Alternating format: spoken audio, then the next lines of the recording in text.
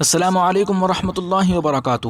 ناظرین و سامعین، اس وقت کی ایک بڑی خبر آ رہی ہے، شاہین باغ کی دادی بلکیس بانو کو گرفتار کر لیا گیا ہے۔ یہ بڑی خبر آ رہی ہے، تو چلتے ہیں خبر کی طرف بڑھتے ہیں۔ اس سے پہلے آپ سے ایک درخواست ہے کہ آپ ہمارے یوٹیوب چینل محسن اسلام کو سبسکرائب ضرور فرما لیجئے تاکہ آنے والی نئی ویڈیو سے آپ باخبر رہ سکیں۔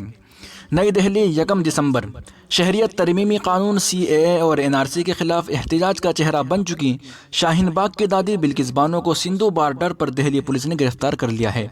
وہ آج کسان احتجاج کی حمایت کرنے کے لیے سندھو بارڈر پہنچی تھی۔ اس سے پہلے بلکیس دادی نے کہا تھا کہ ہم کسانوں کی بیٹیاں ہیں اور ہم آج کسانوں کے احتجاجی مظاہرے کو حمایت دیں گے، ہم اپنی آواز اٹھائیں گے، حکومت کو ہماری بات سننی چاہیے۔ دراصل گزشتہ کئی دنوں سے اتر پردیش، ہریانہ اور پنجاب کے کسان تنظیمیں مرکزی حکومت کے 3 نئی زرعی قانون کے خلاف دہلی کے ٹکڑی، غازی پور اور سندھی پور بارڈر پر احتجاجی مظاہرہ کر رہے ہیں، جبکہ پولیس نے کسانوں کے دہلی چلو کی اپیل کے پیش نظر سرحد پر احتیاط کے طور پر گاڑیوں کی جانچ تیز کرتی ہے۔